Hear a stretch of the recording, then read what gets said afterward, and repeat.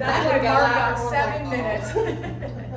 I did put some note cards on the table. If you come up with questions, you can write on those. If you want to give us your email address, we can send you some information. We have some resources on the last slide that will be available. We have some copies, but we could also email them.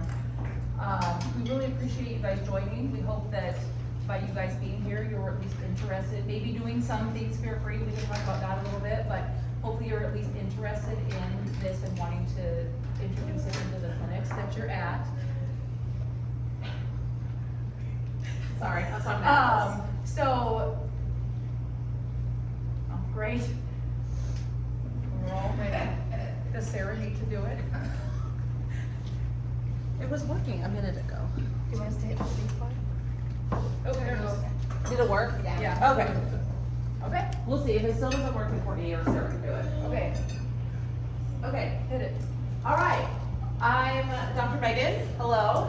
I graduated from WSU, Go Hoops, in 2015, and I have been Fear-Free certified since 2015. I also took the Fear-Free certified trainer course, which is awesome. So much good stuff on handling and body language. It's not just for trainers. I would strongly recommend it. Thanks, Megan. That makes you feel good. Oh my, it was a banger. I loved it. Loved it. Not impartial or anything. I'm actually not saying that because you're here. I really thought it was great. Took the Dev Jones Proctor Care Knowledge Assess. That was also awesome. I have a special interest in behavior. Shocking, right? And cats, especially the spicy ones. Working on my feline boards. So fingers crossed for me. Take it away, Jessica. Okay, I'm Jessica Osborne. I am a certified veterinary practice manager, and we do co-own Latah Creek Animal Hospital together. I have participated in certifying 2 clinics in Spokane. The first one was my previous clinic. They were the first one in Spokane. And then when Dr. Megan and I came together in 2020, we, of course, immediately with our shared vision, started working on Latah Creek. And I am currently working on my master's in management and leadership. Because we don't think we're busy enough. So we. Apparently. Okay, I don't think this works. We'll just have to point to Sarah. There it goes. So the title behind the Fluff, Fear-Free and Reality. This, we're gonna talk about, you go ahead. I will. We're gonna talk about some of the frustration being the disconnect between what we learn, we take the program and it's awesome, and we learn so much, and then we hit reality, and sometimes it's just not as easy to implement as you expect it to be. And that can be where a lot of frustration and discouragement comes in. So we want to talk about some of the real things that you'll run into and give you some honest perspective so that we can help you get ahead of it. Roadblocks you might face within your practice, things you might hear from clients. We've been there, done that, and we want to help. Like I said, we want to get ahead of it. We want to prevent discouragement, even though maybe some of it's going to sound like, whoa, that sounds like a lot of hurdles. We don't really want to do that. You do, because we're going to talk about the good stuff too. We're not trying to discourage. We're not trying to discourage, we're trying to inspire. So as we kind of said, and Dr. Marty said, is Fear-Free is awesome. They have lots of advisors and specialists. They have employees that are mostly veterinary professionals, but there are many that are not actively in clinic, also living this day to day. Fear-Free, there's just things you can't predict or assume are going to happen in clinic. There's barriers with clients, there's barriers with your clinic, there's barriers with your team, there's lots and lots of barriers that can't be predicted. So we've got this foundation from Fear-Free, and then how do we get to be able to achieve that with the tools that we have in our clinics? So there are things that you just have to figure out, and that's what we're here to talk to you about. We have tried really hard to figure out a lot of stuff, and that's what Dr. Megan said. We want to share that with you so you do not have to reinvent the wheel at all. Good, got the corner working, we're hitting the ground running. Really, the very first thing that we recommend is just changing your mindset. We've all said this, including us, that how you think about and talk to about your patients, he's not, oh, this dog's being an asshole. This cat's so bad. He's such a jerk. Think of them because they are terrified. And when your clients talk about them this way as well, it's a great first step to education, because we still to this day hear that all the time. I don't know why he's acting like this. I don't know why he's being so bad. because he's terrified. Look at what his eyes are doing, what his body language is doing. It really just opens the door to collaborating with your client about what's going on with their pets. This is a huge barrier for a lot of people, is letting owners help you restrain. And now this is not a free-for-all, like, okay, just hold the fluffy and we're good to go. There's a cloud of liability over it, we know, but again, it's not a free-for-all. You're telling them what to do, you're directing them, they're partnering with you. It has worked fabulously for us, letting them help, because they're more comfortable with mom and dad, and they are more likely to just want mom or dad to hold them. We are also trying to teach owners to advocate for their pets. This is really, really hard for them, because we are the experts and they want to just sit back and listen to whatever we say. So if we have an owner who is brave enough to advocate for their pet, even if it doesn't always come across how we would want, we try really, really hard to be open to that. One of the things that you'll have to think about is, where are we gonna draw that line with the patients and their FAS? Are they too stressed? Do we do medications? Do we do sedation? Again, different clinic, different team, different clients, patients. You guys are gonna have to figure out where that is. But the theme for tonight is, we're gonna be consistent with whatever we decide to do, is really, really be consistent. You don't have to do every single one of fear-free suggestions or our suggestions, but there are some really simple things that we'll talk about that you could do for free, low cost, high cost, whatever you want to do. But make some changes. This is so awesome because it gives you the opportunity to collaborate with your team and your leadership and really make plans, find out who's good at what. Not everyone loves a high stress cat or dog, but there's somebody in your clinic that does, right? You properly utilize your team and find out who those team members are, because I think we all know, if I'm scared and I go in with that dog, that is likely someone's going to get bit. They can sense that we're scared. So, fear-free in the trenches. This is, we've been in the trenches for a while, we're working our way out. Yep. So, we like to call some of the stuff that you hear fear-free talk about the fluff, right? That's why we're gonna talk about tonight beyond the fluff. What we consider the fluff is the heating pads, the pheromones, the treats, the masks, the music, all of these things that are recommended to bring into your clinic to help your environment be calmer and low stress. And we love the fluff. We do, we love the fluff, and the fluff helps, especially for our lower FAS patients. So FAS, fear, anxiety, and stress, it's the scale from 0 to 5. So when we think of our patients that are 0, 1, 2, this stuff works for them. They get the cute bandana, it's sprayed with the pheromones, there's pheromones in the room, we don't put them on tables, there's a mat on the floor, the music is playing, it's so great, and they love it. And of course, it's very heartwarming to see our puppies and kittens and low stress patients be happy. That is what we all want to see, but we want to preserve that, because we have this opportunity to really cement in some really positive experiences for our puppies. So this little baby is Mocha, mostly FAS 0, really happy to be out at the clinic, loves Dr. Megan, and we want to make sure that Mocha feels that way at every visit. So in another discussion at some point, we can talk about what we try to do for our puppies to help with that, but we want to preserve that because Mocha's so sweet and really just loves us, right? They're so innocent. So the other part is that clients are not always appreciative of fear-free. Some are opposed and some don't want educated. Now some of that comes from a place of they just don't understand. And so it just seems so foreign that, or wild or crazy, and how could it even, it's so unreal that my dog who looks like this could actually have a good visit, that we just are really kind of opposed to it. And some will talk a little bit later, just despise it. But what we've realized is there is so many pets not getting the care that they need. And a lot of it is directly related to their FAS. So the fluff doesn't work on our 4s and 5s. Yes, it helps. The whole calm demeanor of our team, the calm environment helps, but the medications are helping more in those cases. And so when their FAS is already too high, they are already in fight or flight mode. And really, it's really hard to bring them down. It's hard for owners to get them in the car, get them in the door. Like, it's a whole problem. So we don't take them, right? And cats, forget it if they can't get in the carrier. That's been a historic problem. And these pets are often referred to, again, as bad, mean, or aggressive. And we have learned that they're really, really just terrified. They're scared to death. Rarely are our patients actually aggressive. The other part about pets not getting the care they need is related to the owner. And a lot of clients feel shame or are embarrassed by the way their dogs behave. What we find, and we'll see if maybe you guys agree, is that owners take it very personal if you tell them how their dog is behaving. They don't want to hear it, they take it personal. They feel embarrassed, they feel shame, so maybe we're just not going to bring him to the vet. Or we can't imagine a world where anybody could help my dog, so we're just gonna keep him at home and hope he stays healthy and we don't have any emergencies. It's difficult getting to the clinic, especially cat owners.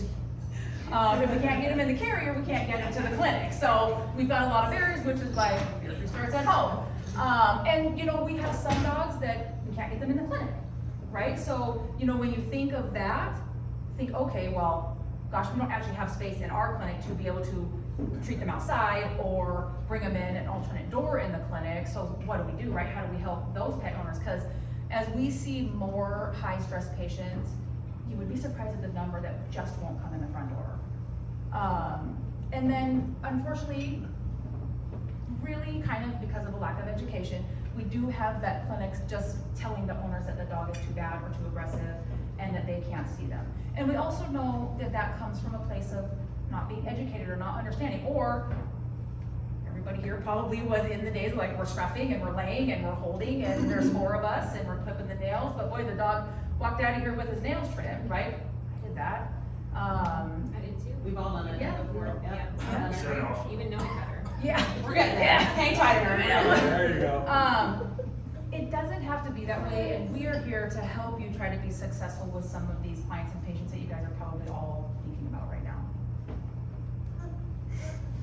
All right, so you're here listening to us. What the heck was our journey? Why do we deserve to be up here? We've been there. We've done all of these things. We have pushed patients too far, and they had to leave and come back another day, both with and without PVPs, because you get sucked into, they're doing so well, I'm just gonna do one more thing. I'm just gonna do one more nail, and then it's over. We've all done that.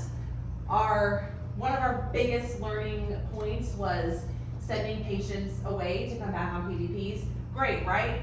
Not if you're fiddling around with the PVPs and they come in for their appointment, then they come back on trazodone. I think I can do a little bit higher dose of trazodone. Actually, it's okay to go up to 12 mg per kg. Okay, great. Well, that didn't work. Okay, I'm gonna add some gabapentin. Okay, well, it's okay to use acepromazine with those things, right? So now I'm gonna add acepromazine, and the client's like, look, I'm on board with Fear Free, but like, this is a lot. That's two PVPs.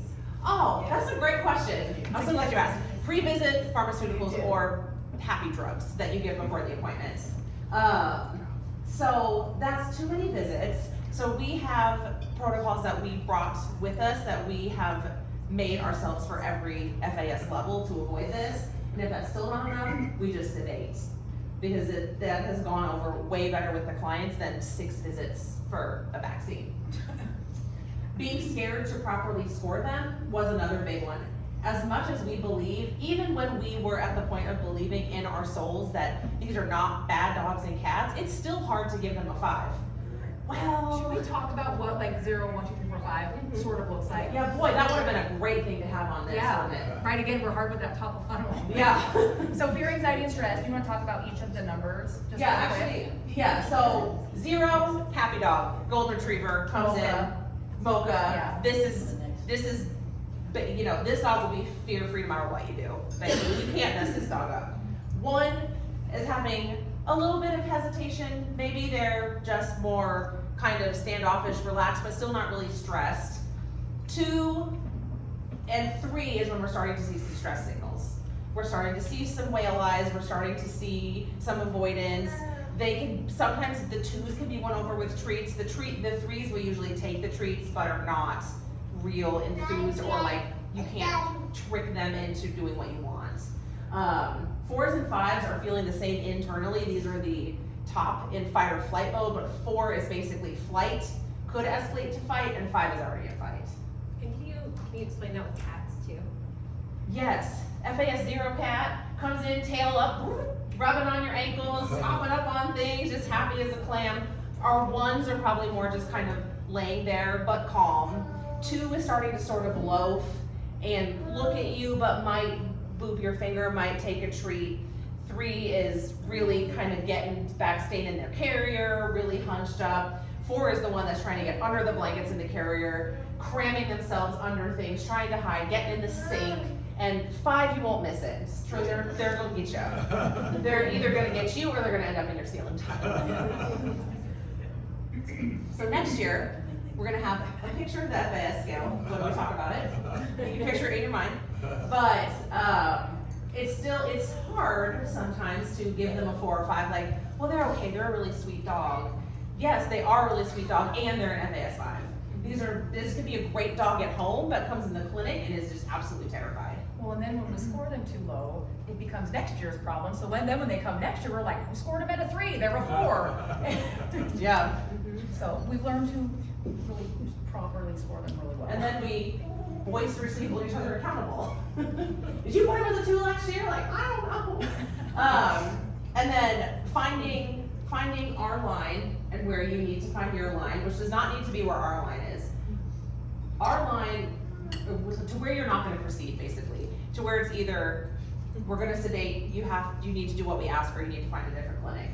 Our line is PVPs to FAS 3 and up, or we can't help you. Your line might be completely different. Your line might be FAS 5 only. Your line might be, okay, you have to give, these pre-visits and we sedate your 4s and 5s. It could be anything. As long as you are consistent with your line, it could really be anywhere. Some might take it farther than us, where everyone comes in on PVPs. I mean, it could be wherever you want, as long as you it's a great opportunity, again, like Jessica was saying earlier, talk to your team, talk to your leadership, talk to your doctors, and everybody decide together. The very first line I ever had was, we're just not gonna hold them down for nail trims anymore. Yeah. And then can you explain why that's important? Because I think sometimes that part is Having a line or being consistent with your line, or both. having a line, like why if you can get it done, is it important to address it in a different way? We might as we go on, Yeah. like in the presentation. Oh, yeah, Because because it's stressed specifically. So I think that there's always that misconception or that idea of that, just get it done, just go really fast. Why is that not always maybe the best? Yeah. Tell them. Oh, we Yeah. do. Speak to them. So, yeah, I think we'll answer that, but if not, yes, we'll definitely circle back and make sure that everyone Yeah. understands the correlation between the stress and. Yeah. Yes. I was gonna say, it could just simply be a workflow issue too, right? I mean, it's taking 2 or 3 technicians to hold down the spread for a nail trim or what have It's an you. alpha.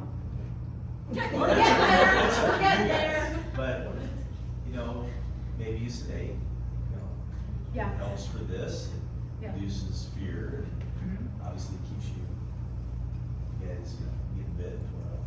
Yeah, Yeah. yeah.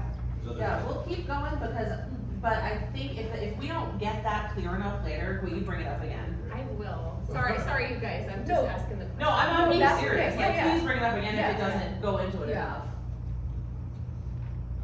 The dark side.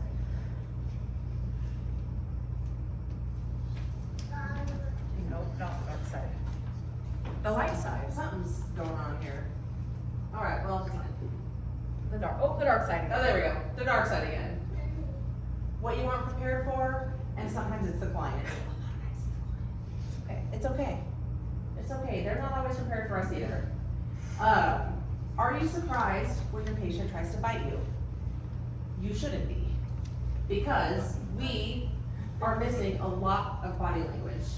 And more the subtle ones. If we can't recognize these subtle stress signals, or if we're recognizing them and just not intervening, which I think is probably a little bit more common, we are not going to be able to help. And that is when bites happen.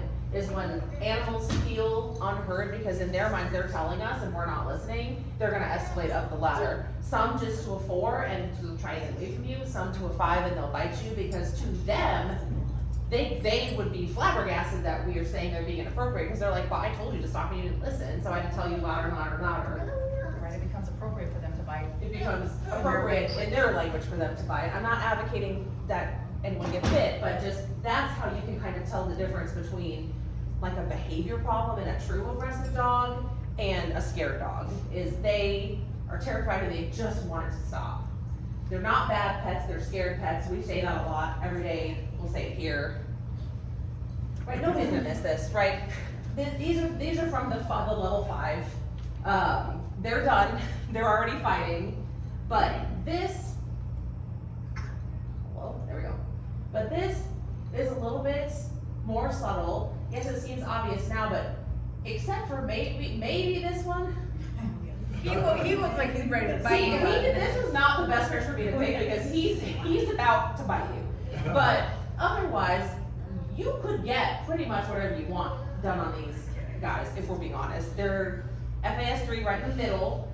They're just holding still. And these kind of middle of the road in the FAS, it's the hardest to educate the clients about, it's the hardest to educate yourself about, it's the hardest to make yourself stop, because you can get it done and it is very tempting sometimes, especially when you're being pressured by an owner, and as well as the team and all of us, because they are holding still and they are probably not gonna escalate in the moment, but internally their stress level is high, and then when they come back, they're going to think, well gosh, they sure didn't listen to me last time. Maybe this time I gotta be a little bit louder. They're not gonna go up the ladder. Yeah, I'm not gonna go up the ladder, I'm just gonna start higher, because boy, they sure never listen to me here. And it may not be the second time or the third time, but that 12-year-old pug who you absolutely cannot trim his nails, this is part of why. And maybe a pug's a bad example because we have a pug owner here. I'm a Chihuahua thing, so okay, the 12-year-old Chihuahua whose nails you can't trim because he got it done from ages 1 to 10, and now he's like, okay, now I'm not doing this anymore.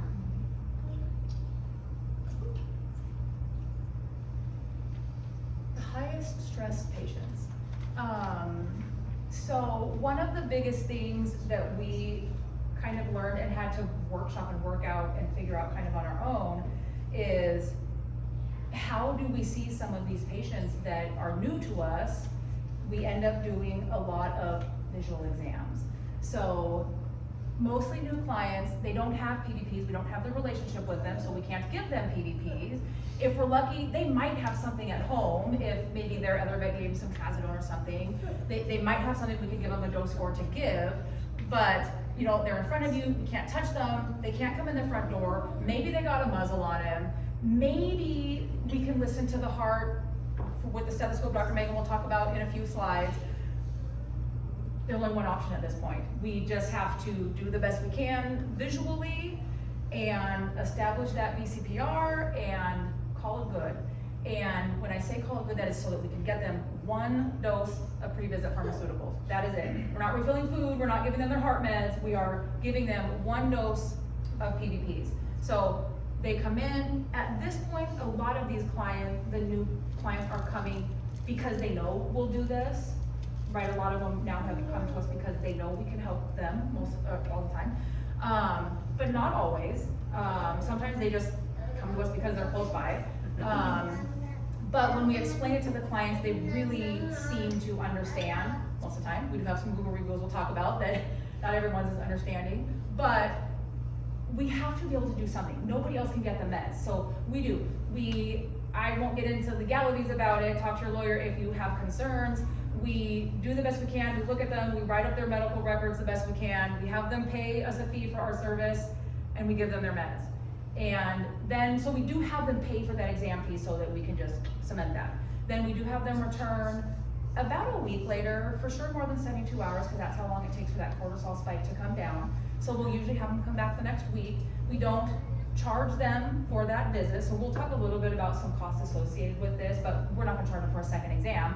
Dr. Megan will get to do her exam. Depending on their FAS level, maybe that PVP is just enough for us to successfully give an injection of something like Zenova. Or it's enough because they're a 3 or a 4 and we can be successful with the vaccines and stuff that we need to do. And I'd like to talk a little bit more about listening to the heart, because that is a huge barrier for doctors, I mean, including me at first, that, I mean, I can't listen to the heart and I'm gonna give him Delmator, this was pre-Zenova, okay. And I'm gonna give him something, but it is two things. I mean, first of all, we could get into the physiology of how it's not always accurate heart rate, or they're growling and trying to bite you. I mean, these are the highest stress patients, and these are the owners that will understand. You know, will I, if I'm about to sedate an FAS 3, will I push him to listen to the heart for a second? Maybe a little bit, yeah. But the 4s and 5, I mean, you can't. And these clients are just so happy to get help that they understand. And recently, this stethoscope, which I sure wish I had brought with me, but I didn't, the EchoCore 500 has a piece that, now they are the ones who should be paying me, but it has you can take the bell off and it streams on Bluetooth to your phone, and you can listen to it through your phone from probably at least as far away as I am from Dr. Control. And it has been a game changer, because most of them, probably 80% of them will at least let the client hold it on them. And fun fact, you can hear the teeniest, tiniest of reptiles. Yes, That normally you wouldn't be able to hear. When my reptile Yeah. mentor, well, she's not a reptile, she taught me about reptiles, just to make that clear, said in class, you can't listen to turtles' hearts. I was like, what? Because we have. I've been doing that for tiny. months, and I didn't realize that you couldn't do it because the stethoscope is so loud. It's because I can't hear anything ever. But it's been really a huge game changer, because I didn't even have to worry about all that. You know, It's a little bit expensive. This one that we got, it is $500, but we got it for Dr. Megan because she does have a problem hearing. And there are cheaper versions of it out there. I've seen other brands, but it has been so amazing. Plus it has a warranty, and we actually had to get it replaced free of charge, no questions asked, and they just sent her a new one last week. It is really great. It's Yeah. awesome. yeah. We used it for our euthanasia who wanted to tattoo the EKG of Yes, his dog. they wanted to tattoo the EKG, and right, we didn't want to go through a whole kerfuffle of wheeling in a big loud machine, so I just recorded a couple and emailed them to them so we could get a tattoo. So lots of unexpected Right. uses from it. Yeah. If you practice with exotic reptiles too, it's Should be a Fair-Free Bird certified product. Like it's a great product. yeah, it really should be. And when they say, oh, is the food giving you a kickback? Is Spirit Free giving you a kickback? Nobody's giving me a kickback, but they really should. Because we have a lot of doctor clients who I think went out and bought one after they saw me using it on their pet. Is that a quick question? Yes. About, so you establish your, client-patient relationship, you can't do much of an exam, so you can give them the PVPs, cover your bases as best as you can with your, your record. Do you have pushback for when they come back 3 or 4 days later, maybe, or a week later, they have to, you probably have to charge for another exam, right? We charge for one exam for both of those visits. Okay. And any pushback that's gonna happen about like that whole situation usually happens straight out of the gate of the front end. Right. Like it's at the first appointment we can get a sense that they're not gonna be a good fit. Right then and there, it is very rarely at the second appointment. And Okay, that's so you what kind of we wrap a it little bit up about in the a cost. Okay, Yeah. makes sense, because you need to do your full exam still, right? Right.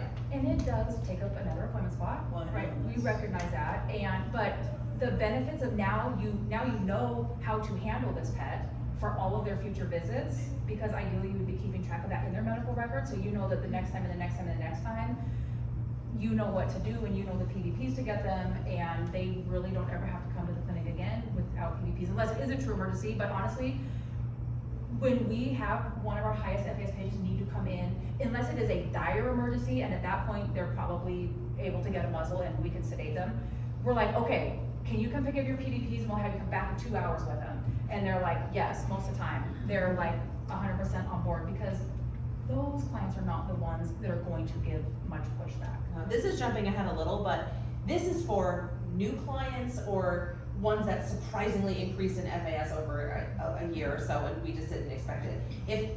And we'll talk about this a little later, but if clients are pushing back and trying to just kind of show up without their meds and see what happens, they pay 2 visits. Like, if we can't get it done, they pay 2, like, this is not over and over and over again to try. This is a very specific one-time thing we do for new pets.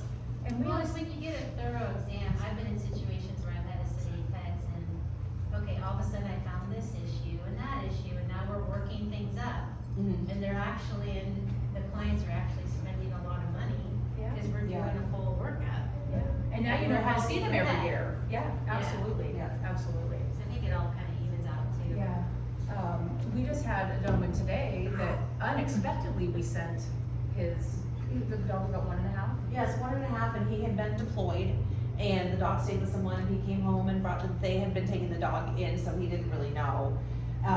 Brought her in, she was one of those FAS 3 dogs, was like, so we talked to him about, she's in her fear stage, we don't wanna traumatize her, the whole education, and he was quiet for a minute, and he said, oh, so he'd never heard of Fear Free at all. This was like, he did come because we were close, which is totally fine. He was very willing to be educated. And he was quiet for a second and he said, oh, so when she comes here, you want her to feel more like she's at the park with her dog friends and then she's at the vet. Like, exactly.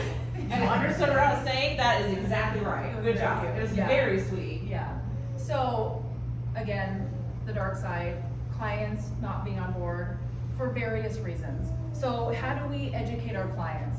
Again, this is not usually going to be our 4s and 5s. They are very much on board, or they have left because they don't believe it and go somewhere else and try to get help. But it can be challenging to have these, right? We can watch webinars, there's communication webinars, how do we have difficult conversations? We've all probably watched plenty of those. Fear Free does webinars about communication, like how do we communicate with the client? Okay, but it's different when the client is right in front of you, in your face, and they're just saying things to you like, it was too stressful giving the meds, I'm not giving the meds, you guys aren't even fear-free making me give these meds, it's such a this and that, and anything that you can imagine. And so then this brings us to this idea of, get it done or I'm going to find another vet. Do you remember that client that held the dog down in front of us? It was like, come on, just give it a shot, come on. It's like, so we won't be doing that today. No. And Oh my this, God. I mean, at this point in time, you're gonna hear us talk about losing clients. At this point in time, You don't really want that you client. don't want, right, and at No. this point in time, so we might joke a little bit about not wanting some of these clients. It's hard, and at this point in time, we are happy with it, because when we lose one, we get 3 really, really awesome ones, and that's a hard thing to remember. And our team is just from everyone from, start to finish on the phone, the assistants, the front desk, the nurses, us. We had another client just today that said, I didn't pick you because of Fear Free, I didn't even know, and I can't believe how great this is, I love it. And so, She was in denial about her dog's anxiety, or she said no to me. didn't want better, better. I She think, thought is what he something, but then like, well, this must be normal, because this is how he always is. There's definitely a difference between the client who is actually on board and then the client who is intentionally being difficult. And we do like to say, some of these clients just need to be educated, but we also know some clients just don't care. They just don't care enough. They just don't care enough.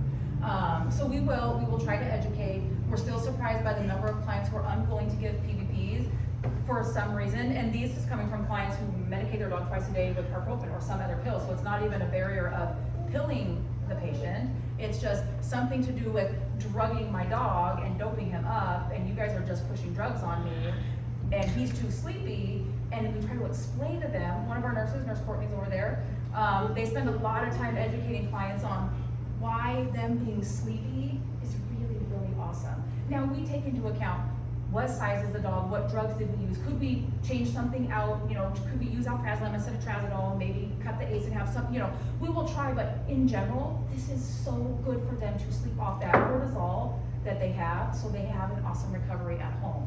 Isn't that the Taylor Swift song, Sleep It Off? Something like that. Something like that, Who's yeah. Taylor Swift anyway? Yeah. Again, we do have Right. multiple medication options, some that we can share with you. And some clients, they just don't want the hassle. Some clients don't want the hassle, and we actually did have a client who just thought his dog was too much of a hassle, so took him somewhere else. And it genuinely seemed like he thought his dog was a hassle and thought it would just be easy to go somewhere else. It's really weird, you never know what you're going to come across when you start having these conversations. And we can't prepare you for every single situation, but we have come across so many situations the last 5 years as we've been together that it is, we really just wanna really try to help set this stage for you so you don't have to be like, why aren't these clients taking the PVPs? What do I do? No, the good scenarios are easy, the dream clients are easy, we don't need to teach you how to have your perfect client, that's the easy part. Okay, Mikkel, me and you, let's talk about the line. Deciding this is a great opportunity to bring your team in, bring your leadership in, doctors, everybody, to say what is too much stress for what we're gonna do in our clinic. And like I said, for us, step one, this was even before we met, was like, you know what, we're not holding down for nail trims anymore. And that was a very small first step. I mean, we were still at that time doing the 3s and the frozen ones, and he was so good, you know, whatever. That was where we were, but We're talking about dogs, not cats? For holding down for a nail trim? at first, yeah. Okay. Yeah, at first, it was just, we're not gonna lay on these big dogs anymore. Yeah. I mean, that's a kind of baby step that you can definitely take. I mean, you don't have to go from, okay, I took my fear-free level 1 course, I'm good to go. All right, now we're doing all of these PVPs and all of this FAS, and that's also hard for clients. It has been a slow onboarding of all of these things. And hard for the team and hard for the workflow and efficiency, because there are things that we'll talk about about efficiency and workflow. Yeah. So, I mean, really the importance of that is just kind of like moving forwards and never backwards. I'm gonna make this step, you know, my other first step was, okay, I'm gonna get some treats and have in the exam room. That wasn't so much of a line, that's more of a first step that we'll talk about later, but, just decide, you know, when am I just gonna be done? When am I gonna stop causing stress? When am I gonna have these harder conversations with clients? Really, it's mostly hard at first when it's like you trimmed his nails last month and you won't do it now. So being ready for that, especially when you first launch something, when it's just a little farther and a little farther and a little farther, it gets easier because it's like, remember last year we did this, so now we're doing this. Oh, okay. They just have a hard time correlating stress and this physical stuff that they need done. Done.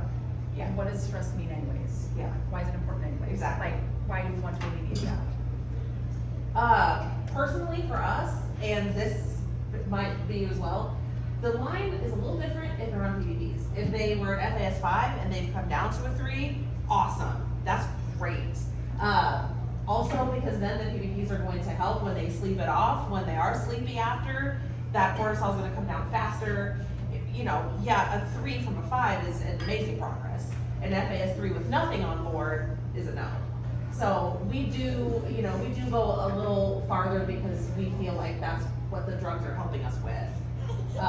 So not laying any dogs, but, or cats.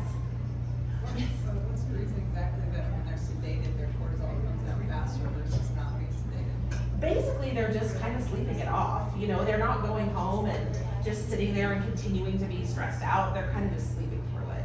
Okay, so.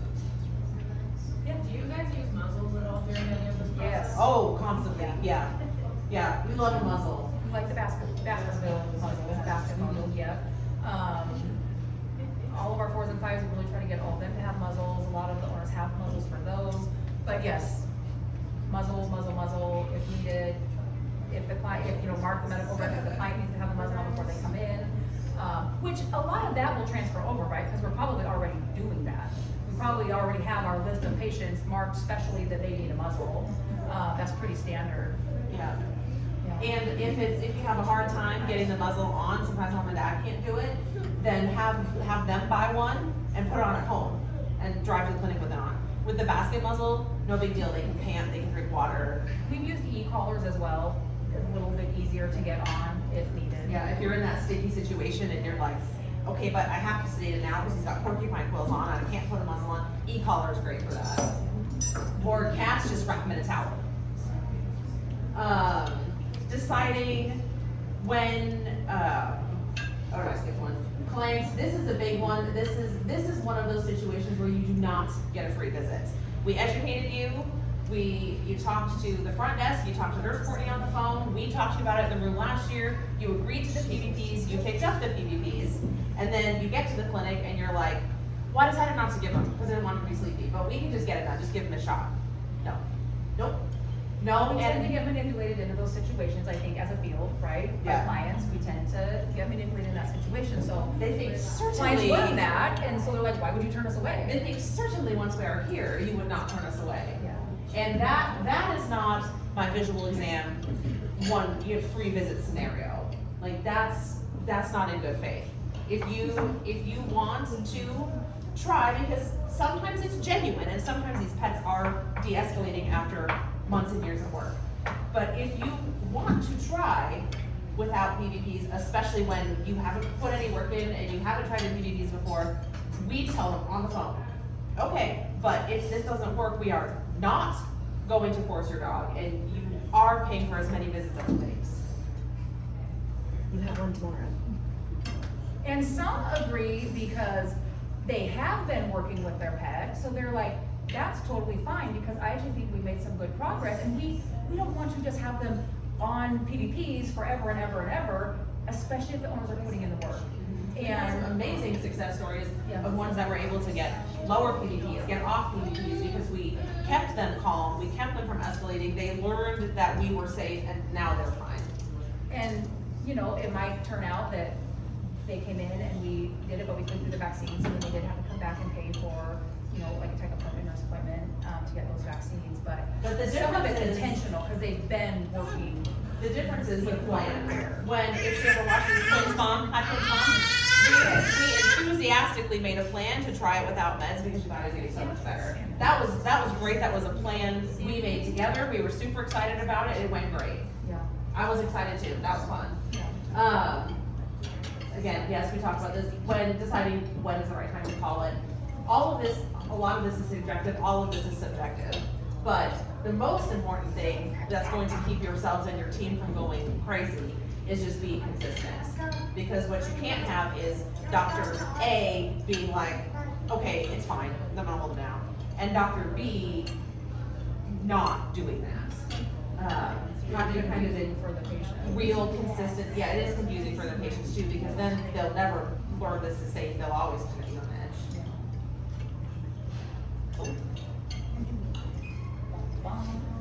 Let's talk about the slide again. Thank you, Courtney. Okay. So, right, so when we try to prepare ourselves for Fear Free, we don't really have this mindset of we're going to lose clients. And this is especially difficult when you have your really long-time clients and they've been there since the beginning and you always are successful with getting their stuff done. It really doesn't matter. Year after year, that's what we've done. Or if it's slower times, I don't know about you guys, but right now it just seems really weird out there as far as business. Some days yes, some days no, just can't predict it. And so it's really difficult. The longtime clients, you know, we realize that it is time to go, right? They're very old school, they're just not going to be on board, or they say they're going to be on board, and it is a battle every time they come in, and we don't want that for our team. So we do try to help them along to maybe find another clinic that will better fit their goals and needs. Start your fear-free journey slow so that your clients can adapt to it. Again, do a few things. You're gonna hear us talk about do a few things and be consistent. They're going to accept it or not. That's just the bottom line. If they like what you're doing, they're gonna stay.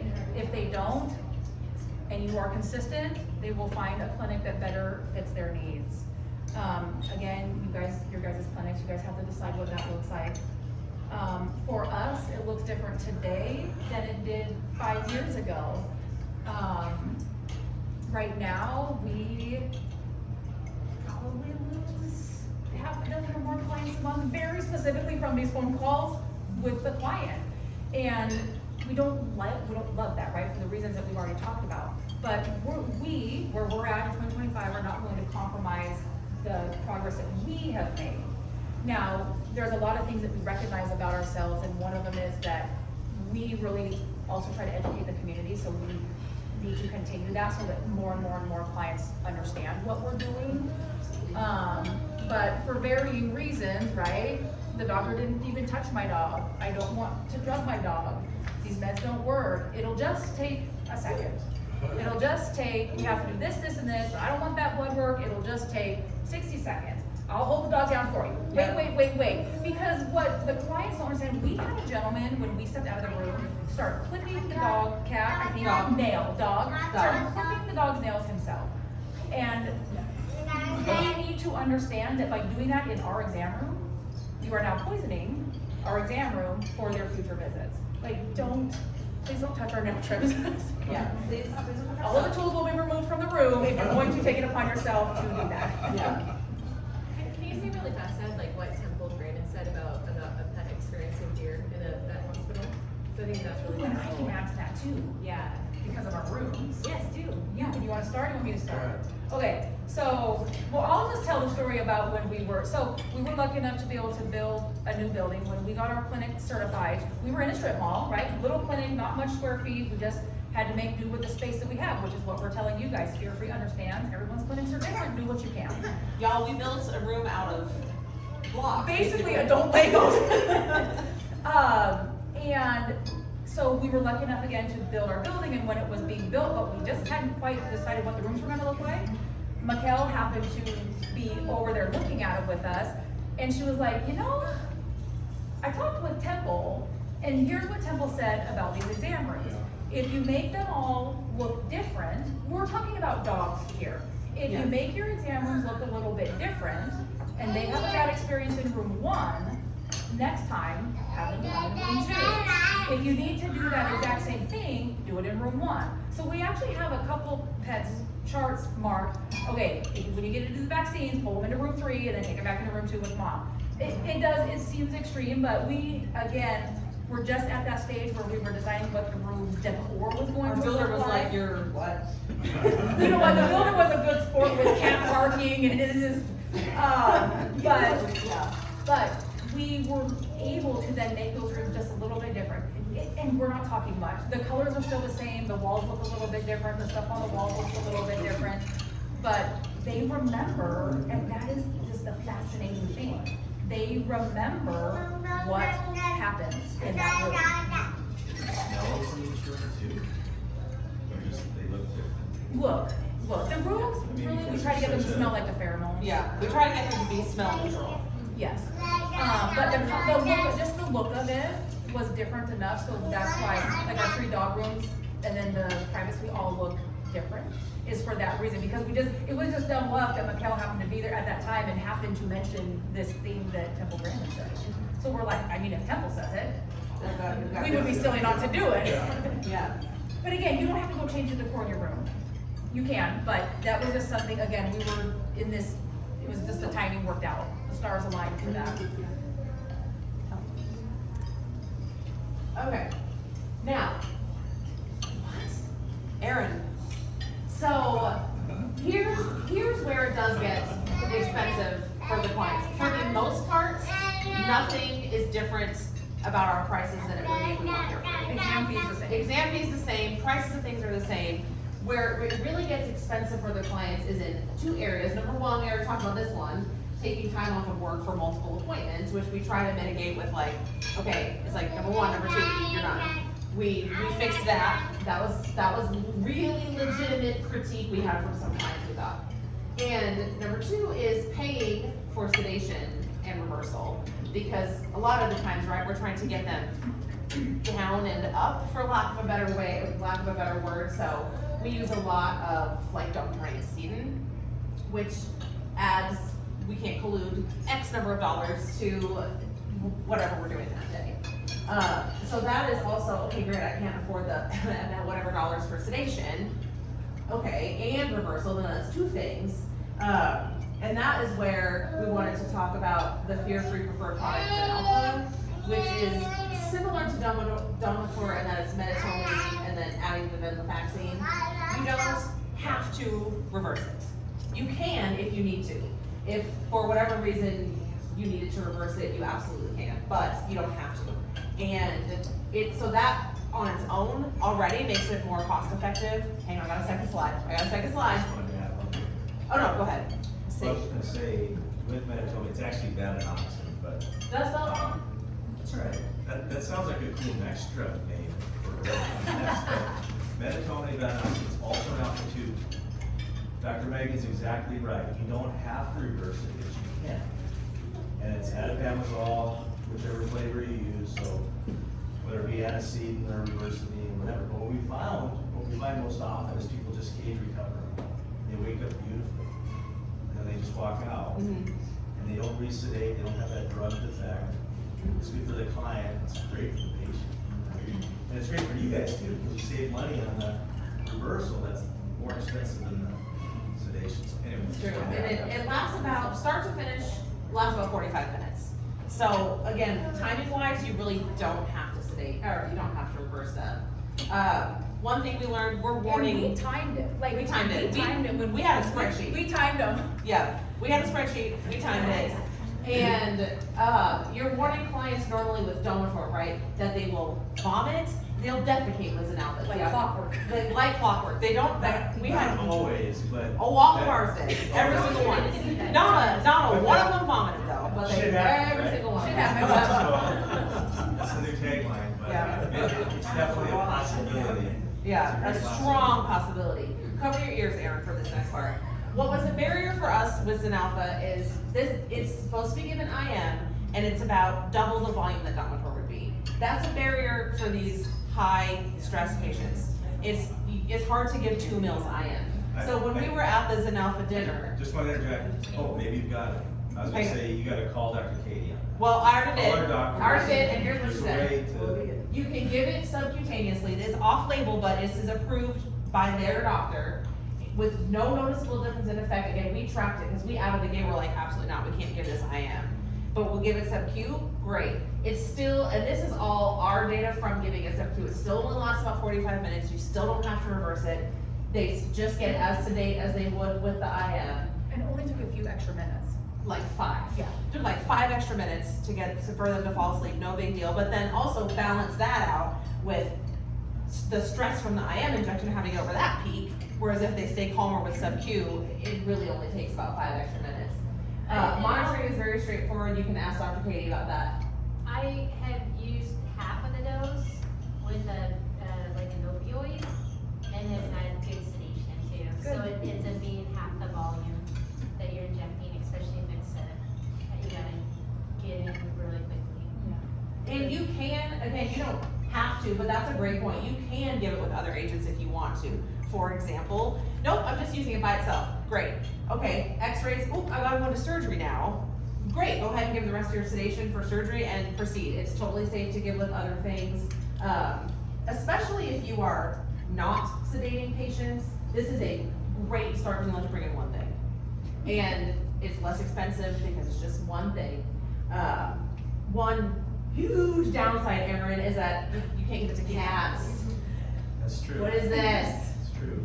What is this? You need to work on that Not yet. because this would be The drug has waste for cats. It has been tested at Purdue. Dr. Coe, who's an anesthesiologist at Purdue, says there's definitely strong potential in cats, but the current recipe or concentration, if you will, needs to be tweaked and changed. So Venox probably has a future in cats, but it wouldn't be in this format. It would have to change, and we have to come up with another product that would be specifically for cats. Because We Aaron, just put cats on this box. Right. because Aaron, the cat Stay owner is tuned. even less likely to want to go home and come back another day on pre-visits. And are more So- willing to sedate. And are more willing to sedate. This is like a match made in heaven for cats. Come on, I just talked about how great it is. I gotta talk about the downside too. It's only fair. Good point. Okay, so clients, back to clients, right, can't get away from clients, they're great, they're part of the equation. But it is true that some clients really just don't like the idea of fear-free. Again, we have a lot of conversations with clients about fear-free, and they're not on board. And again, we really try to give them the benefit of they just still need to be educated, but we have not been successful with some clients, and maybe the next clinic will be. And they like to tell us this on public platforms. Which on a holiday weekend. On a holiday weekend, right? I'm gonna post this on a Friday night and they won't see it till Tuesday. Like, I know they go camping. I'm gonna post it. They won't even see it Exactly, till yeah. Monday. Yes. Right, as business owners or manager, this is very stressful, right? Nobody wants to see that 1-star Google review. But what's really cool that I've seen is like on Nextdoor, for instance, when I saw the one where the lady was really pissed off because, what was it, you wouldn't hold down her dog or something. Yes. And you had like 10 to 15 different people that like jump in, they're like, they're amazing, they help my dog so much, or they help my cat that nobody else could touch, and I think that's pretty cool. Yeah, I love that. Yeah. Google does give me the opportunity to give our perspective, right?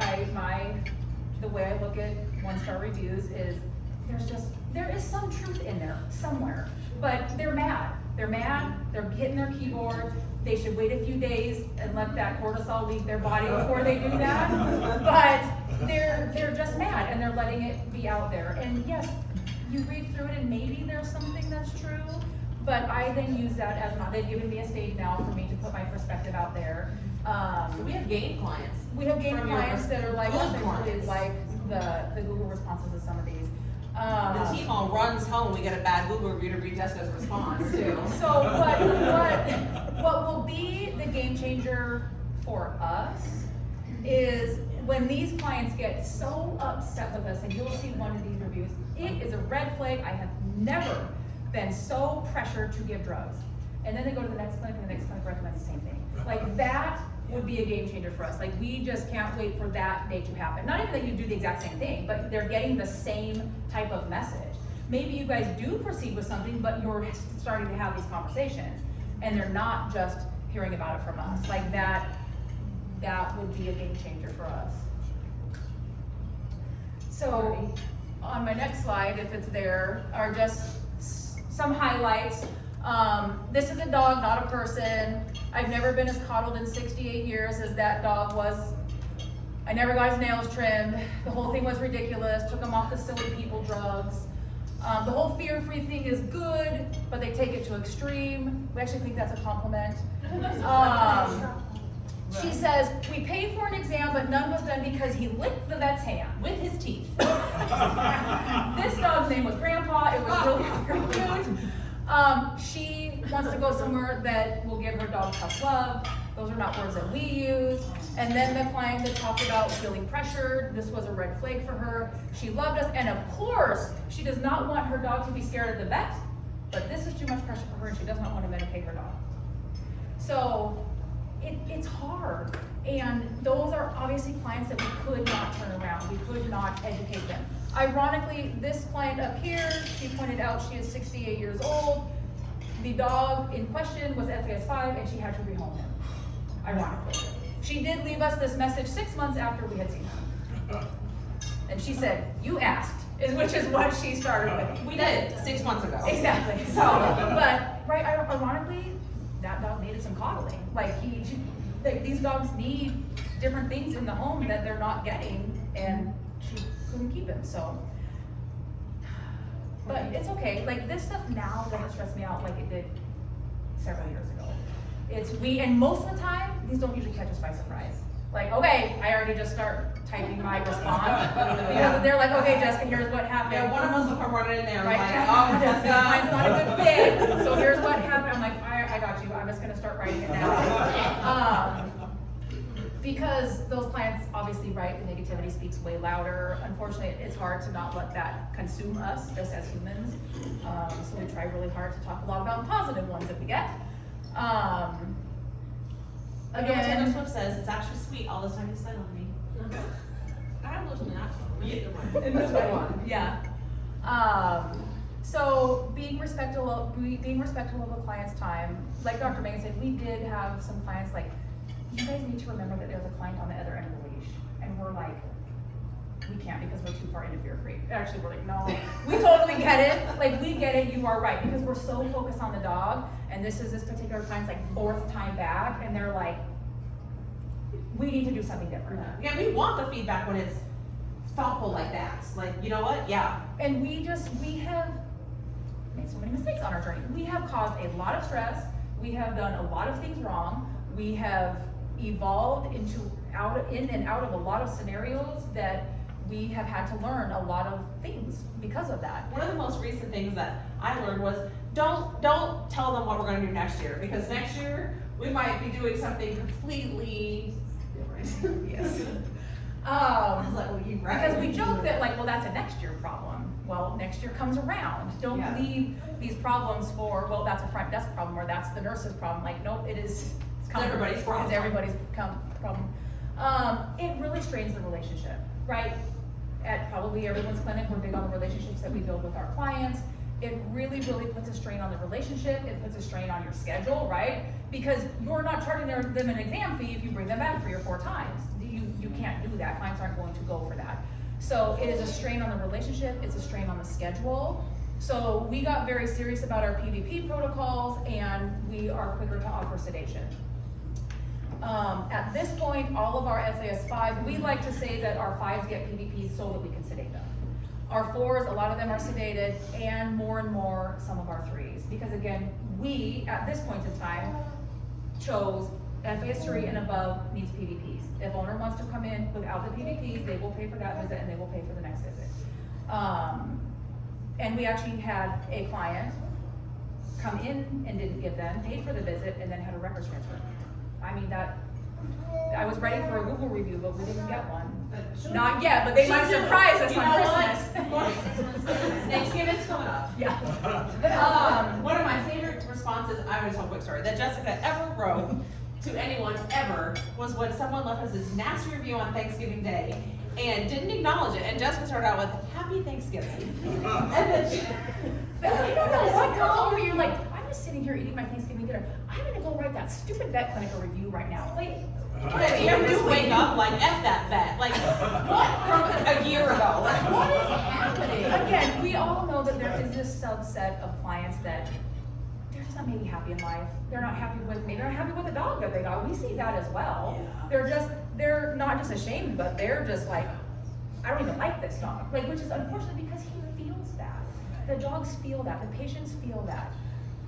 So there's obviously a hesitation with sedation. Clients are like, I don't want my dog sedated because they don't quite understand the difference between the PVPs and sedation. Again, our nurses and our front desk is amazing. Everybody spends a lot of time educating on this. So if you are starting out your low stress journey, find a couple team members that really feel confident having conversations like this if you start with the PVPs, and then evolve to more of the team members being able to participate.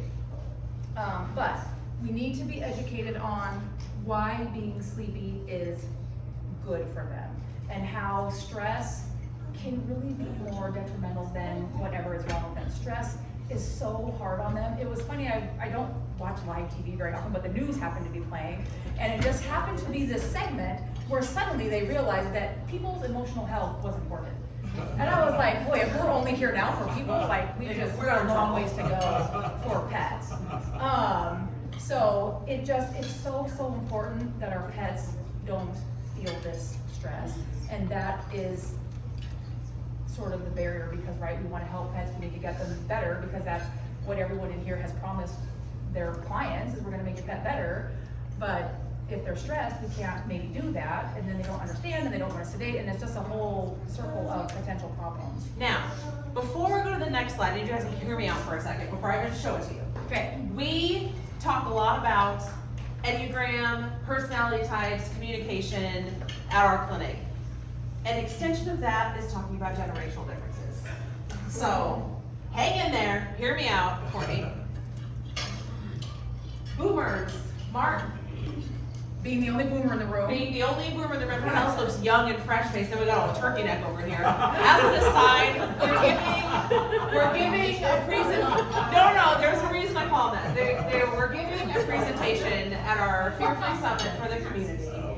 Marty couldn't be there live, But he was on the biggest he was on the TV. biggest screen I've ever seen in my life. It was as big as this wall. Yeah, and as he's done speaking, so he's on mute, but he's there still listening because he really is a great supporter of ours.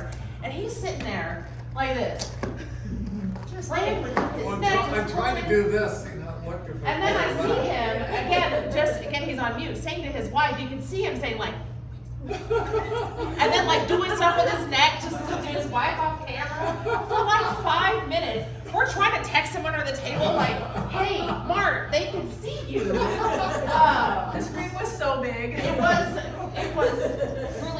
obnoxiously big screen.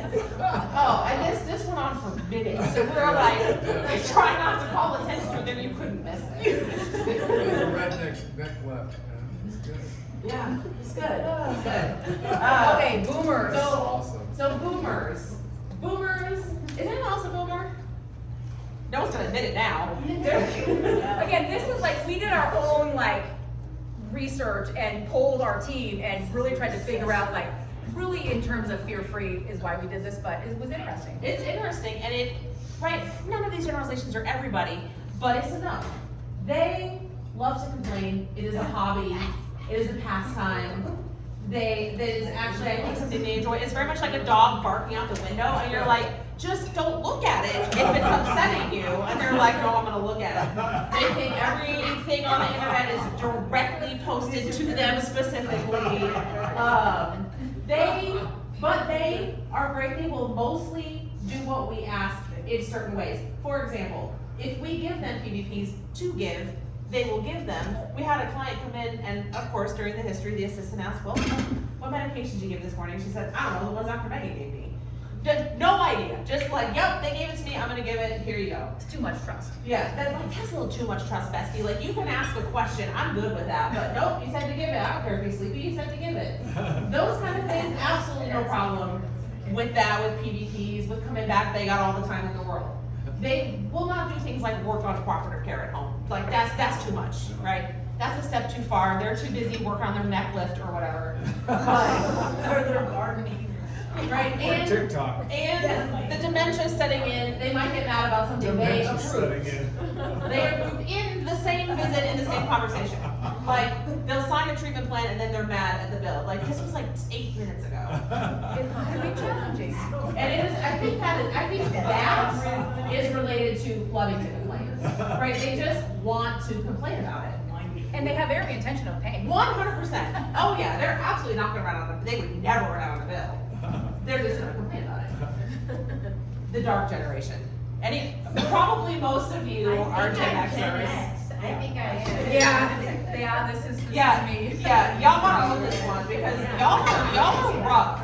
Especially for the sensitive soul millennials and Gen Zers, like, this is the hardest group with fear-free, right? In a different scenario, might be already a client. And then you get a Gen X with an FAS3 dog, it's over. It's over. They find a new clinic, It's over. It's over. They want their goals accomplished right now. Today, immediately. I don't want to wait for sedation. I don't want to come back. I don't want any of that. Like, we gotta get it done. We gotta get it done. They don't like their plans changed. They don't like anyone telling them what to do. Like, nope, I have a kid and I have a job and I've allotted 40 You have to minutes. leave by 1:30 and it is 1:20. 20. And I'm like, it's a 40-minute appointment on a good day, but this is our most lost client because they're just like, yeah, no, nope. Really, we're like, oh, this client has questions about PVPs. I'm like, how old are they? Discriminate. Like we legitimately try to come from this of a place of like, we communicate with them differently than we communicate with boomers and we communicate with millennials, just like we communicate differently with an FAS 1, 2, 3, 4, 5. Like, it's. Yeah, for a Gen Xer, I'm like, let's get this done today. Let's give them some sedation right now, and you'll be out of here in an hour, but that still doesn't always land. Now, this is our dream client. I'm a millennial, we might give some of y'all absolute hives. Because, and I get it, I know. Their pets are their kids. Either we are not having kids, or we had kids later, and but this pet is not like, oh, I had a kid, dog out in the yard. Nope, this is our first baby. And this is now our skin baby. And they're dressed alike. And, this is the whole thing, our Christmas cards, like, it's still their kid. These are the ones that really fit in well with what we like to do. They want to stay with their pet, they want to be involved, they want to watch what you're doing, they want this new idea, this new age vet. Don't call us to explain anything ever, we don't want to, just text us. I was waiting for a phone call one day, and the phone rang, and I was like, absolutely not. And Jessica was like, don't call me, what was it called for? And I'm like, I don't want to deal with that right now. But I get it. So when we talk about this section here where they want to stay with their pet, this is something that, what can you do within your practice? Again, at our previous clinic, we didn't have these options, so we knew when we built our new practice, we wanted our clients to be able to stay. So we made it the opportunity so that we could offer them to stay. They can stay, they can watch procedures, they can really kind of be wherever they want in the hospital. So they love it, we love them most of the time. Yeah. But like, I get it, that this might, like, we're like, yes, this is our ideal client. Some of you guys are probably like, oh my God. They brought in their dog and their baby and they both have teddy bear onesies on and mom has a mama bear shirt. Like, I don't know what's going on. Like, and we're like, oh my God, here comes an ideal client. Like, this is great. Our eyes light up. Oh my. So we want to just talk a little bit about when we say what other clinics and professionals are saying. This is stuff that we have actually read on like Facebook groups, some of my managers' groups, Reddit, comments on different things, have been told to us maybe in different scenarios. But so fear-free is a ripoff. So what we think that in terms of price alone, it's not matched with the amount of education and follow-up and resource and stuff that you can get access to. There isn't anything comparable. They have the level 1 through 3 for dogs and cats, but then they've got avian, equine, pet sitter, trainer, shelter, groomer, relief vet, emergency, and more that you were naming off that I can't even remember, but they have so many different certifications that you can get, plus the clinic certification and so much continuing education and content added all the time that you get access to when you are a fear-free certified professional. Webinars, podcasts, anything that you can think of really that you offer. So for the price, if you hear that, I would ask additional questions. We think that really just probably means that the person doesn't think that there's any value in that. Oh, well, we're doing it anyway. You know, if you feel this way, you are genuinely probably doing a lot, right? Because if you're doing a lot of the things anyway, especially before you've gotten certified, you might wonder like, what's the point of paying for it? And twofold, I think.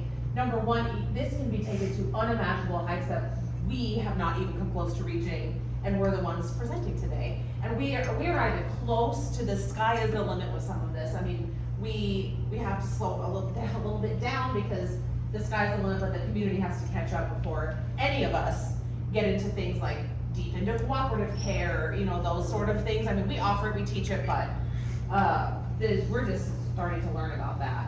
And also, even more practically, if you're not certified, you're not going to be able to attract your clients that don't want this, that want fear-free, that know what you're doing. You could be the world's best fear-free professional, but if your clients don't know, I don't know. It's not as valuable if they can't find you. So the next one, I think that we all could relate to.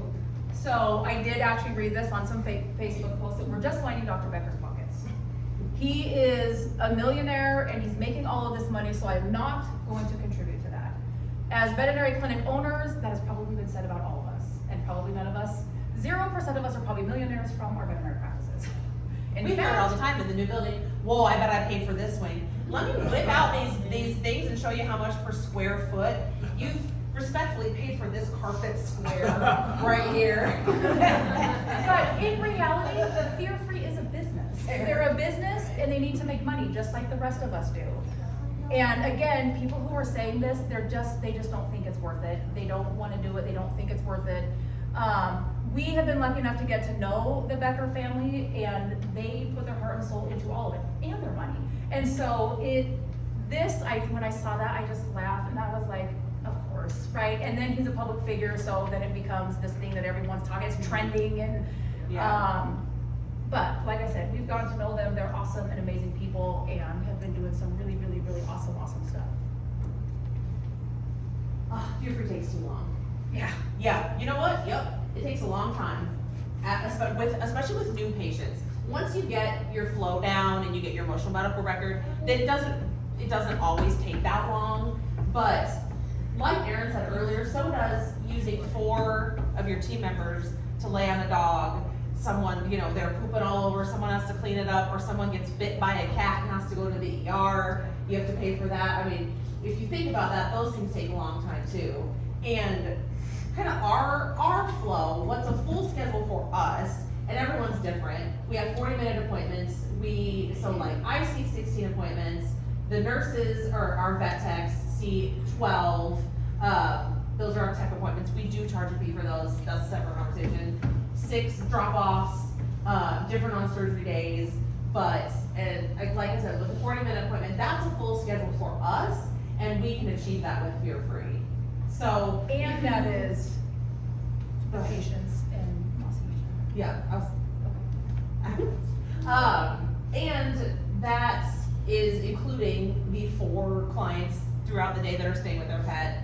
We keep all the pets separate so they don't see each other, we don't have them wait in the lobby, they go straight to an exam room, so there are some things kind of going on there. Truthfully though, if you have 15-minute appointments, you're gonna have to think of what you can incorporate and what you can do. It's not gonna look the same, but that's like those baby steps we talked about, you know, and we'll talk about more in a minute, like taking the things that you can do.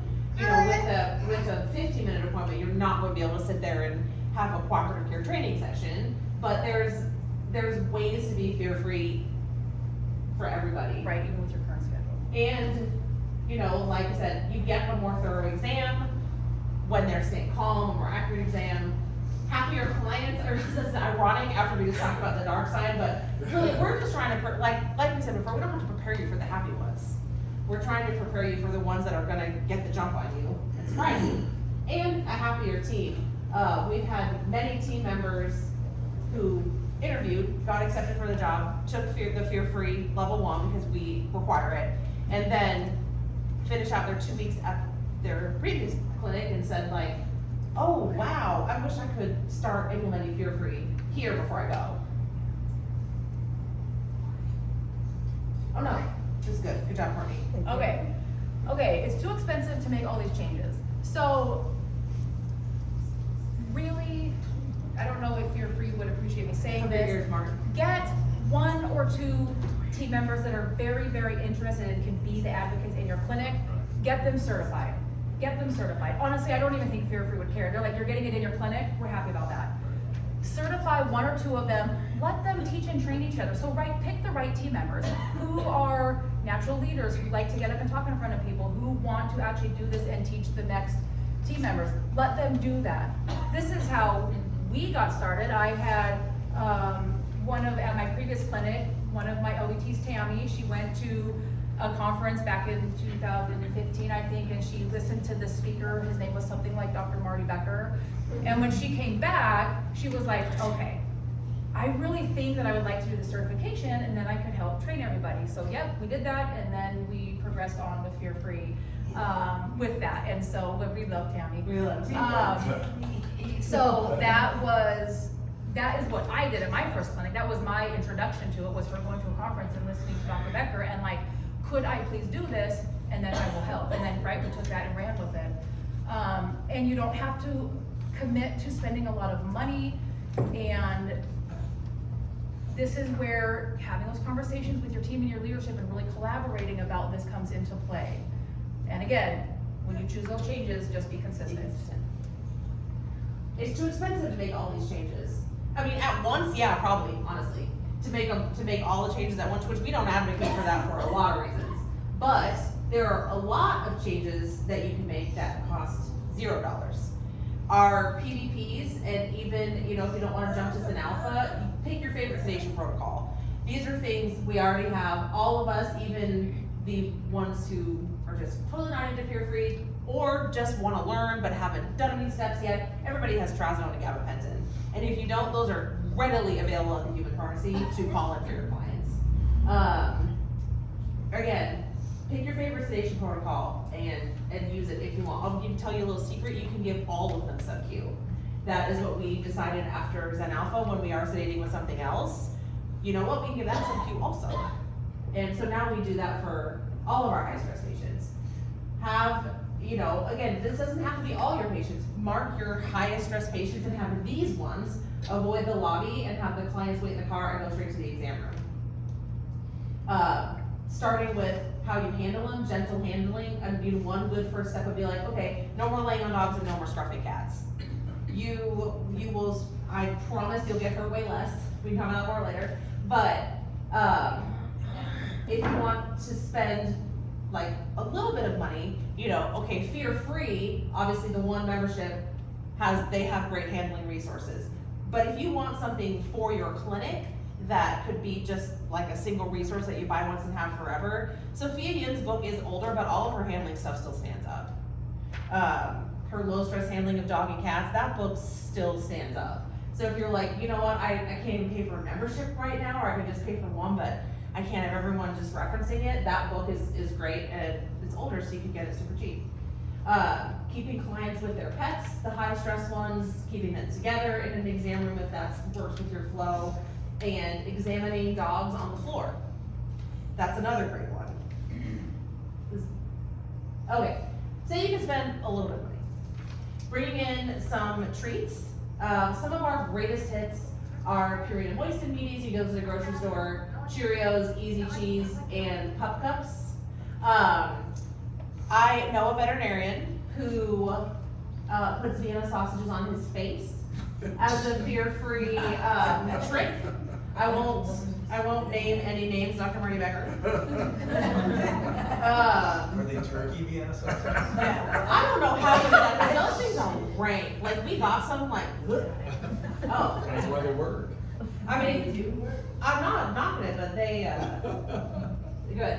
Getting some pheromones, non-slip mats on the floor and tables. What is pets' greatest fear, I wonder? Fear of falling. Fear of falling, slipping and Temple falling. Grandin. Getting heating pads for cats, towels for towel wraps, again for cats, and music for the exam rooms. Mikkel, after the next slide, you want to start the live? Are you gonna do that still? If not, it's okay. I thought we already did the live. I thought you were gonna do it I thought you guys were gonna do something. with the slides. It's okay. Nope, we're going good. Okay, Courtney? so Thank you. nothing is actually fear-free.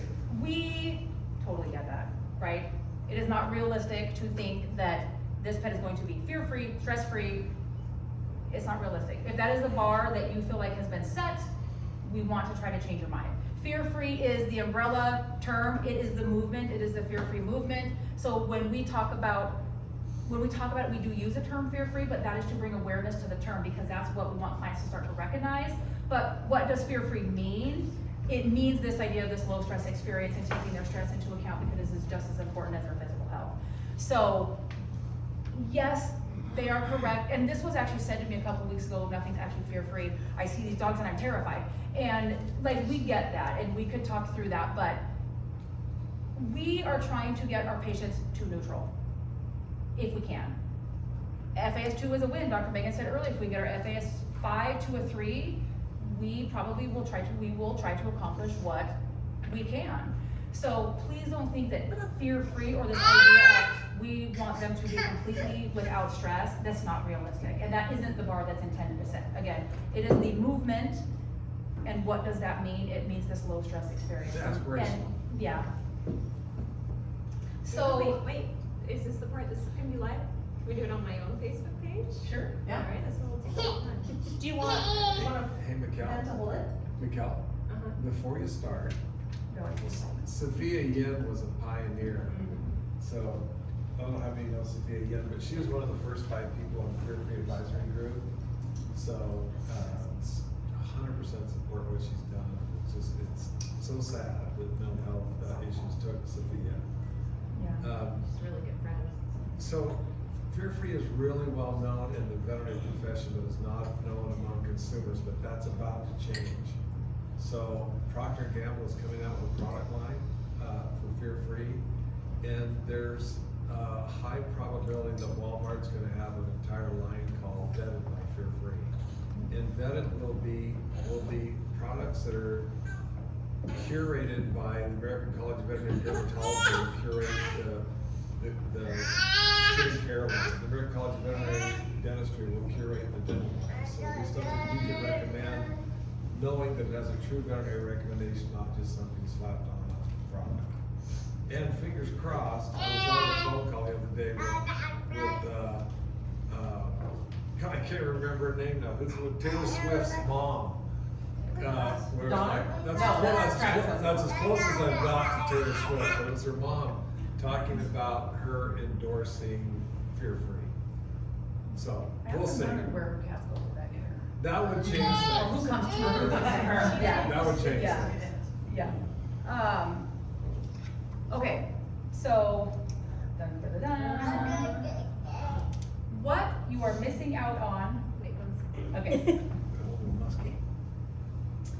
All right, so I'm here with my dad, Dr. Marty Becker, here with everyone at an awesome Fear-Free Summit here in Latah Creek. And so go ahead, Jessica, take it away. Okay, so what you are missing out on by not doing some Fear-Free? A happier and more fulfilled team.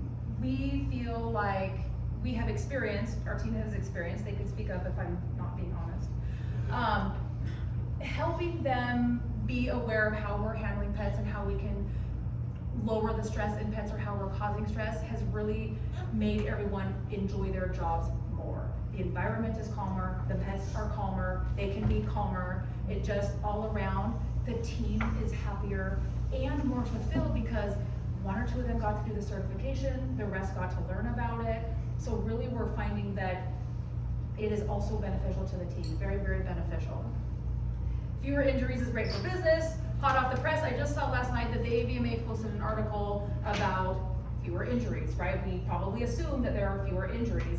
We can control them with Fear-Free or PVPs. We've got muzzles. The owners are helping because as much as we know that has always been thought of as a liability, we utilize the clients all the time in a very controlled setting, making a plan. Here's what we're going to do. People drive by the clinic, it might look ridiculous, whatever we're doing out there, but it's a plan and it works for the dog. So it is definitely, definitely safer. Most pets are going to try to get away from you before they try to fight you. They're going to flight before fight if we are listening. So going back to that body language, if we're listening to you, if we're listening to them, they're going to try to get away from you before they actually try to bite you. Unless they've been through this situation over and over again and then they're just going to try to bite you. But we know that that is most of the time coming from a place that they have just been pushed too far too many times. Because overall, they still try to fight first. Yeah. In the grand scheme. Yeah, and then the other thing that is really, really, really awesome is when clients are just like, it clicked, oh my gosh, this is amazing. We have those that happen probably every day at this point, and it really, really makes everybody feel good in that situation. And then probably the biggest thing that we came to realize is this idea that there's this population of pets that just aren't getting the care that they need.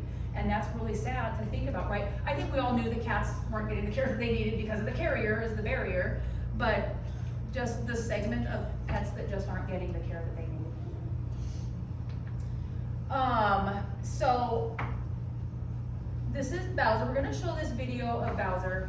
It's, I don't know what the volume's gonna do, so we might, Do I just hit? just turn it down a little bit because it would be nice if it could play. So Bowser is FAS5, the client muzzles. He has strong PVPs, trans, GABA, quantidine, ACE. That is our protocol. That is our FAS5 protocol. He is sedated on arrival, but once we get him to the dog ward, for him the trigger is the handoff. Mom handing the leash to our assistant, and you'll see in the video. Unfortunately, in the video, he did get his sedation IM, but we're really working on trying to make sure that all of our highest stress patients get it sub-Q. And hopefully it doesn't flare. Bowser's one of our highest stress patients, and we have a great routine for him to make sure he gets the care he needs. The handoff is the most stressful part for him. So he comes in wearing a muzzle, and everyone stays calm because we know he's going to muzzle punch. Nobody gets hurt because he has his muzzle on. After the handoff, you can see he's much calmer, and he gets into this position which he has been trained to do. This is a middle position to keep him facing forward and allow us to give him his sedation injection. Now he does react a little bit to the injection right here. He feels that, but then he de-escalates very quickly, calms right back down, and is able to go into his kennel to fall asleep. This way Bowser is able to get the care he needs, which today was a dental cleaning. You can see the before and after here. He recovers in his kennel. We check on him just like any other patient. Visual checks only for him, of course. And then here's Dad coming back to give him his reversal agent, and then he is able to leave calmly with his dad. So we also do the reversal very different for our high stress patients because we don't give it until they leave, and we had learned that it can be given orally. So oftentimes we have to have the owner give that.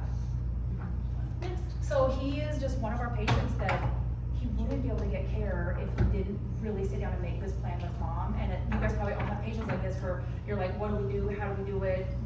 But we have a few like that are just so high stress that we have to make this very, very specific plan. And this is another one, this is Kaiju. He is an FAS5, he had previous trauma from an out-of-state clinic, don't worry, nobody has to see if they recognize him. This one really shows both visits, it shows the visual exam, the difference on the PVPs and how the owners help me restrain. The doctor, that's me, tripped getting up due to a healing injury, so that snap was not his fault and he did not make contact. He was like, what are you doing? You'll see me lurch. Normally I don't advocate like lurching around the patients, but I sort of lost it on this one. Okay. And this video is him coming without his PVPs and then with his So this is without, because it's his first visit. So FAS5, growling, snapping. Yeah. So we're just tossing treats, but he's still like, no, whoops. Did not actually bite me, but was like, oh my gosh, what are you doing? Next visit, we're relaxed on the bench, we're not barking. I'm doing the exam. One mom's holding, the favorite mom is in the front feeding. This is how they help. You know, she's got her hand there, so if he does turn around, he doesn't bite me. She's showing me the teeth. Getting a little reward. Boom. Yeah, chill out, Kaiju. Yeah, it's a good one. Yeah, it's a good one. Oh, baby. I have to talk about one of my favorite high stress cats. I'll make this quick because this is one where the EMR and all of the previous visits we've had helps him because he can't take oral meds. He won't let Dad give them.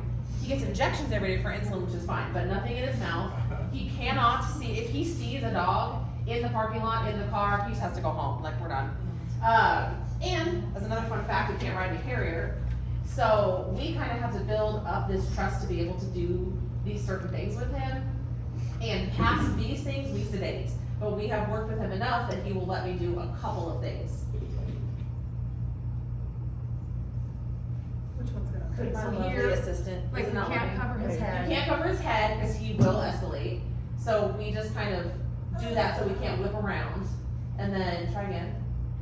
Cats don't mind sometimes being looked at with a stick, which seems ridiculous, but they don't mind. They just rub on it and they're like, oh, okay, fine.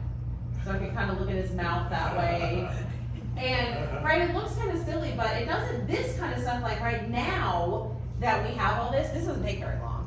Now, it takes maybe an extra 120 seconds from an exam where I don't have to do this at this point. What do our clients say they're happy with fear-free? Nothing. Let's move on. Just kidding. They calm my nerves along. I'll just zip through these because I know we're getting short on time. They calm my nerves along with my Goldens.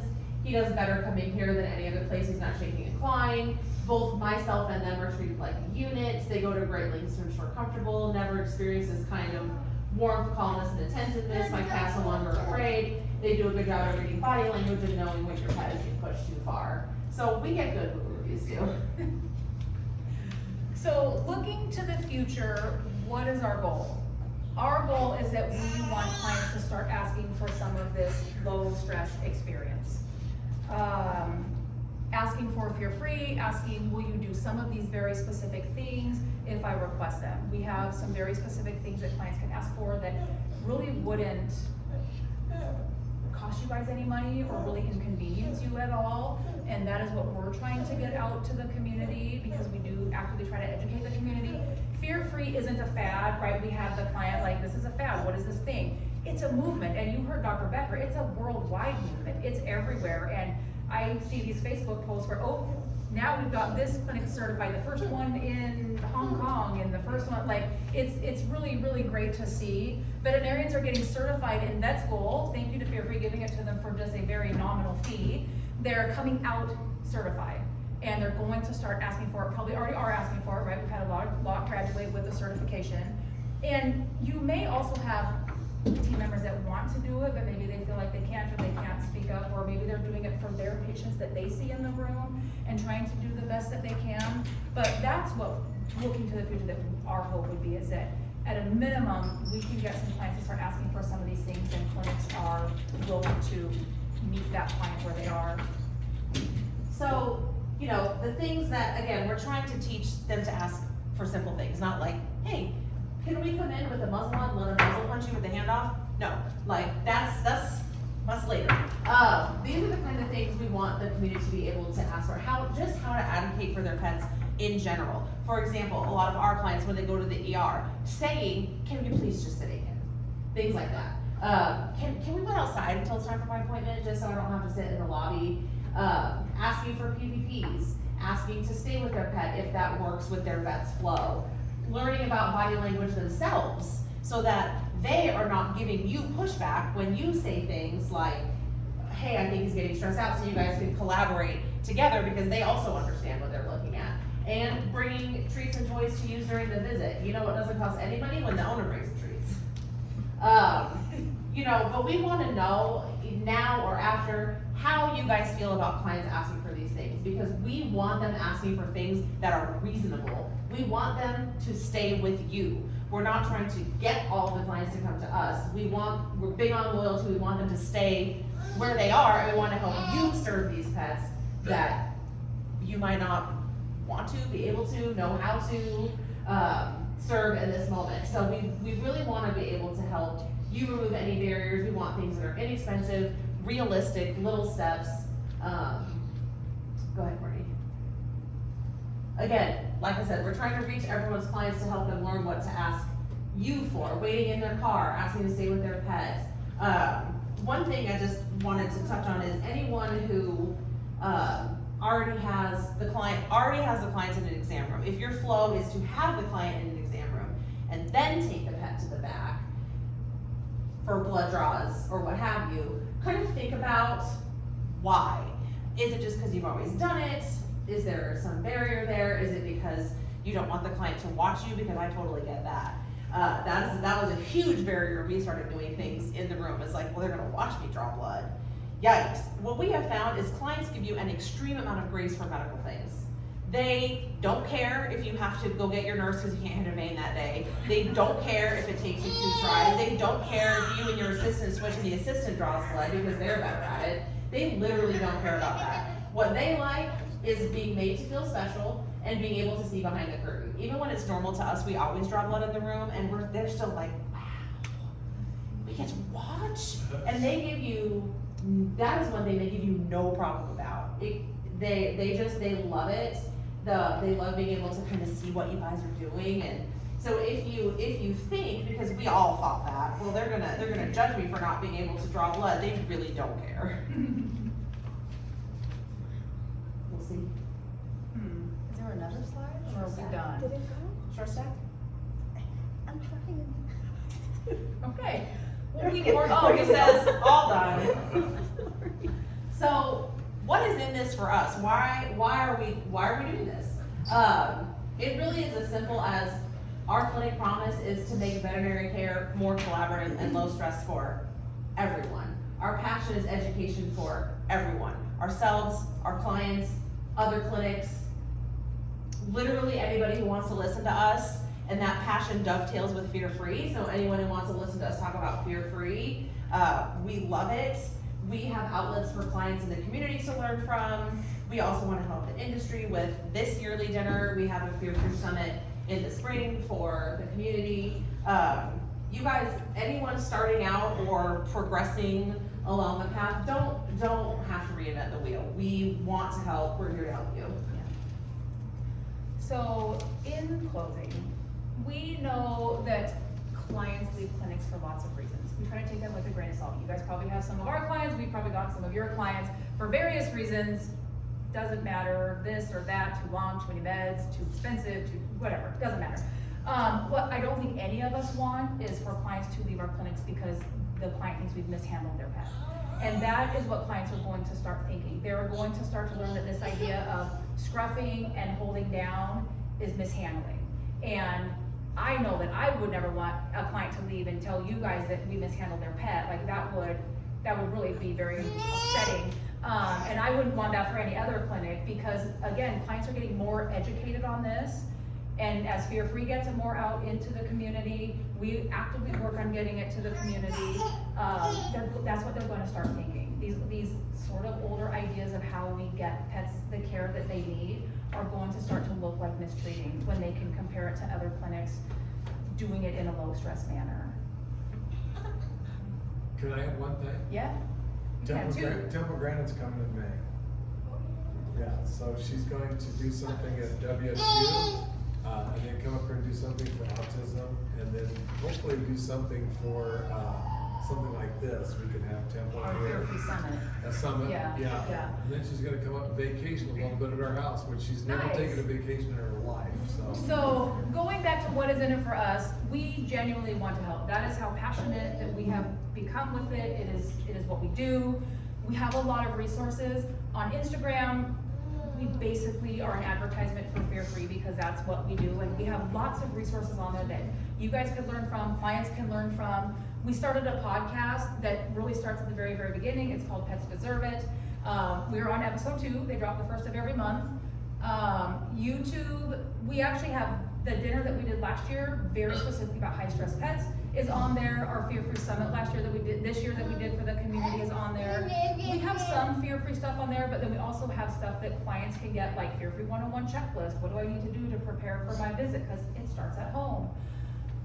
We have our drug sheets if anyone's interested, and then last year, Fear Free gave us permission to use their drug sheet, so I extended that to this year, and we have that too if anybody is interested in that. And ours come from theirs. We Yes. just honed it down to like make it easier on everyone at our clinic. Like, okay, to start with, FAS2 gets this, 3 gets this, but They theirs just might not is. be drugs that everyone has in the clinic. Yeah. And then Fear Free was gracious enough to give us a 10% off code if anyone would like to get Fear Free certified. I know those of you that kind of said yes, you would be interested in that. I will send out an email with that code and with some more information in there about Fear Free certification. And I think that wraps us up. What time is it? We were trying to be done by 8:34. That's good. Nice. Because when we ran through last night, it was 2 hours and 20 minutes long, so we honed that way down real. Good job. So, what questions do we have? Yes. I have 2 questions. Yeah. Are you doing it with exotics, and if so, how? And then what is your music in the rooms? Ooh, can I take the exotics part? Yeah. Okay. Yeah. So, yes to both. Yes to both. We give exotics, they're the exotic mammals. We do pre-visits, we do gabapentin, like 30 to 40 mg per kg, just like cats and dogs. And a lot of just kind of gentle handling and sedation. It comes down to a lot of sedation for exotics because it's hard to, their Body language is weird. hold, their body language is different. I feel like reptiles are really easy. If you just keep them warm, I feel like 99% of the time they're fine. And if it's gonna be something painful, we sedate them. My mentor wasn't like 100% sure. Kristen, this is wrong, I'm so sorry. Wasn't like 100% sure if, like about pre-visits for them. I think that's something she's working on, but sedation we know works. So if it's gonna be something painful, then we sedate them. But most of the time, just keeping them warm and you staying calm. If it's not someone who doesn't like snakes, that is one thing we do not insist on snake handling. If someone doesn't want to handle a snake, they don't have to in terms of our team, but that's more food for them because that's how you're gonna scare the snake. But I feel like with the reptiles, it's mostly just keeping them warm. And our small mammals. Fear Free actually came out with a Fear Free scale for rats, which we had a gentleman come in with his rats and he loved it. Loved it. Yeah. It was He great. was taking pictures of it. Yeah. So what do we do for our small mammals? Gabapentin, gentle handling, sedation. Does the gabapentin change your interpretation of their body language at all for your exam? It's not that sedating for them, honestly. It just takes, for them, it kind of takes the edge off. Like that's what But they burn through it real quick, we learned, so maybe give it like 1 hour before. And then for the music in the rooms, they made little music boxes. Some are specific to dogs, some are cats, some are just basic. You could get what you need. So we they're just little and they just charge in the room. They're very cute. Just play like dog happy music all day. So we have those in the rooms and in any of the like areas where the dogs will be. There's 3 dogs here, 3 cats here. Yeah, those are one of them. Is it like I call them dog, I call them cat, they're on Amazon. This is very spa-like. Yeah, Mm-hmm. Oh, okay. Yeah. The clients are like, yeah, I've got acoustics. oh, sleeping here.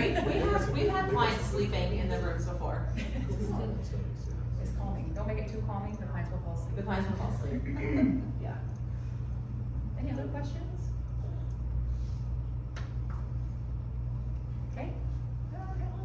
This was fun. This is Fun. fun. Thank you all for coming. Get there.